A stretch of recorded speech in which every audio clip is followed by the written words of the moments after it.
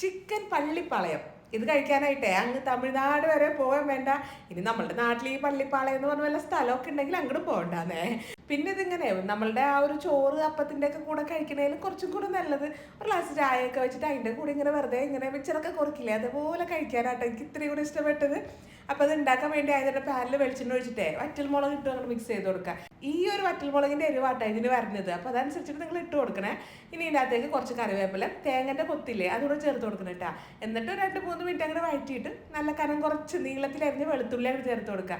പിന്നെ ഒന്നങ്ങനെ മിക്സ് ചെയ്തിട്ടേ ചെറുതാക്കി അരിഞ്ഞ ചെറിയുള്ളി, ആരോടും പറയണ്ട ഞാൻ കുറച്ച് സവാളയും കൂടെ ചേർക്കുന്നുണ്ട്. ചെറിയുള്ളിക്കൊക്കെ ഇപ്പോൾ ഓഫറൊക്കെ കഴിഞ്ഞ് നല്ല വില പിന്നെ വന്നിട്ടുണ്ട്.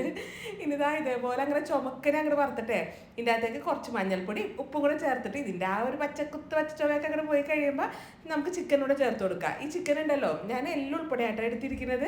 അതേപോലെ തന്നെ നല്ല ചെറിയ പീസായിട്ടാണ് അരിഞ്ഞിരിക്കണേ. ഇതിനിങ്ങനെ ഒരുപാട് വലിയ കഷ്ണത്തിലും കുറച്ചും കൂടെ ടേസ്റ്റ് ഇതേപോലെ ഇങ്ങനെ ചെറിയ കഷ്ണങ്ങളാക്കിയിട്ട് മുറിച്ചെടുക്കല. ഇനി ഇതുണ്ടല്ലോ നല്ലോണം ഒന്ന് അങ്ങോട്ട് മിക്സ് ചെയ്തിട്ടേ അങ്ങോട്ട് അടച്ചു വെച്ചോ. വേറെ വെള്ളമൊന്നും ഒഴിക്കണ്ട, ചിക്കൻ വേവാനുള്ള വെള്ളം മതി തന്നെ ഇറങ്ങി വരൂലേ. ആ വെള്ളം ഉണ്ടല്ലോ നല്ലോണം ഒന്ന് അങ്ങോട്ട് വറ്റി വരുന്ന സമയത്ത് വേണമെങ്കിൽ മാത്രം കുറച്ച് വെളിച്ചെണ്ണ ഒഴിച്ചു കൊടുക്കുക.